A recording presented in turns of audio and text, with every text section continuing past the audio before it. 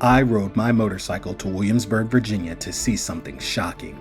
Something that hardly anyone knows about. In a forgotten field, 42 colossal presidential heads are crumbling to dust. This is the story of the failed $10 million dream that became a tragic monument to a nation's decaying memory. Stay tuned to the end to see how the Barack Obama bust was reduced to just a 2-foot statue isolated from his peers, and learn why this might be one of Virginia's best kept secrets.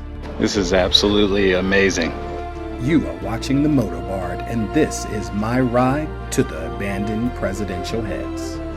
Welcome back to the Moto Bard, and on today's show, I'm going to be traveling to the abandoned presidential heads. It's my daughter's birthday, so I'm leaving out a little early. I just got some cake in my belly, and I'm doing this for you guys. So this is a sacrifice. Looked up the place, and I seen that this was one of the only days that they actually allow visitors in. So they're celebrating America's 250th birthday. So with that, I had to try and squeeze in some time to go. So I'm gonna hop on the bike and we're gonna head on over. So let's talk about how I found this place. I was actually scrolling through Google Maps looking for a fishing spot out near Williamsburg, and I saw just this big gray mass in the middle of a field. And I got curious and zoomed in, and it looked just like little squares, rectangles looking from above. But when I looked it up, it was this. So my curiosity got the best of me, and here I am heading down to see it. So it was about an 1.5-hour ride from my house. So here I am pulling up at the entrance to it. It's a long dirt road. I'm on my Harley Heritage. It rained the last 3 days, so it is extremely wet, but I'm having a stab at it. My plan initially was to get a Pan America from Harley potentially lended to me, because that would be the perfect bike for these roads. But I called Harley. They pretty much said I was a schmuck, and here I am on my bike.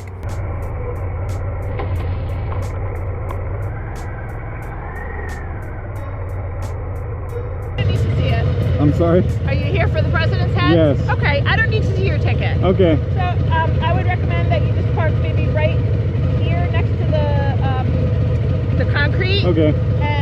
Or next to that car, actually doesn't matter. But up here, it's pretty stable. Okay. We had a ton of rain yesterday, but I think that either spot in this area is fine for you.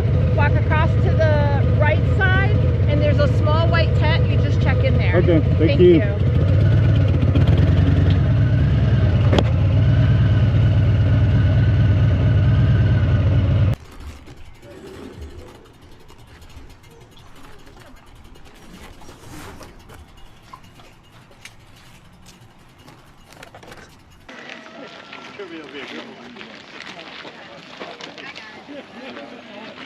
So welcome to the president.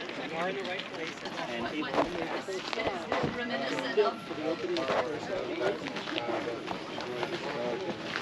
Okay. Yeah. Haven't heard that reference.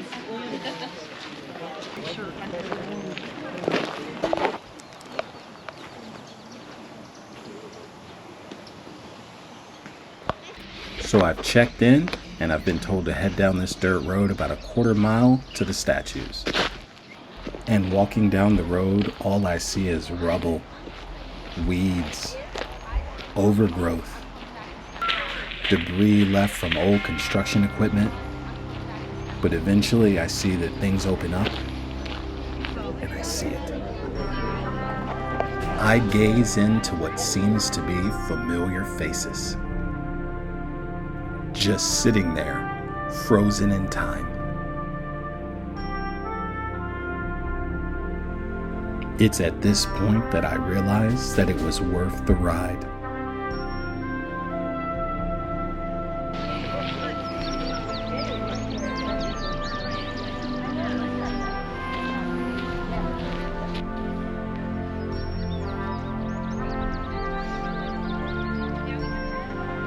Some statues in pristine shape, others crumbling into debris. I can't believe that they're just sitting here with overgrowth in the mud and in the weather, exposed, unkept, alone. Sadness comes over me and almost I feel sorry for them. Sitting out in the front are what's thought to be the 3 greatest presidents of all time: George Washington, Andrew Jackson, and Abraham Lincoln.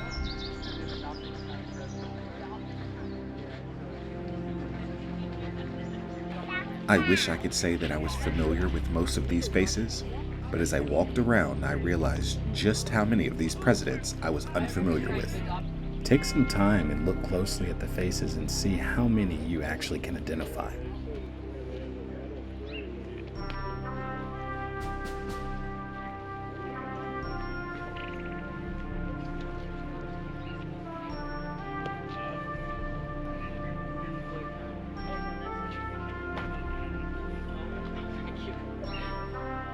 This is absolutely amazing to just see them all just frozen in time. They're just sitting here out in the middle of nowhere.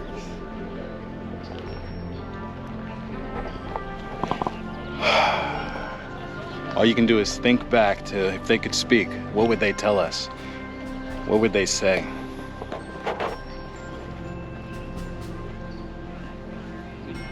So I'm trying to guess all the presidents, but I'm struggling. There's a few that I don't know. I have no idea. Of course, everyone knows these 3 who they have at the front: Abe, Andrew Jackson, and then of course, President Washington down at the end.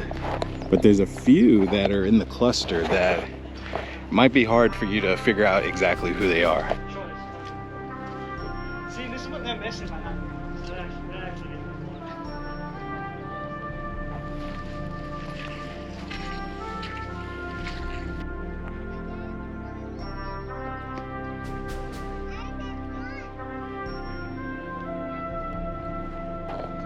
I have no idea who this one is here. Do you guys know who this is?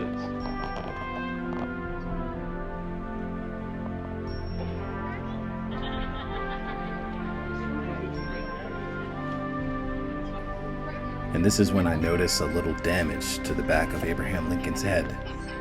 This was due to the move, a sign of just how much these monuments have been through. That's basically where that came from, because he was the first signer. He signed it big. How many of those original 56 were presidents? And as I walk back to the entrance, I see the tribute to Barack Obama. And I don't believe that this is a slight at the president, that his statue is smaller and isolated from the others. I was actually told by one of the tour guides that that was actually due to the original park being shut down before Barack Obama was even president. So that's why there technically was no Barack Obama, no Joe Biden, and no Donald Trump. This Barack Obama statue was the latest statue that they created to honor him. I don't know who made it. Also heard that it was isolated at the entrance because it had been stolen multiple times, because since it's almost pocket sized, people can just grab it and throw it in their trunk. So that's why it's there. Do with that as you wish. Pretty amazing stuff. Now it's time to head back. I'll never forget that experience. It's just pretty amazing, just looking at all those guys and just being reminded of how it all started. The people who have represented the people of this country throughout the years. That's the end of my trip to the Abandoned Heads. Please, if you enjoyed this, like, share, and subscribe. It really helps the channel. I appreciate you guys watching. Until next time, Moto Bard out.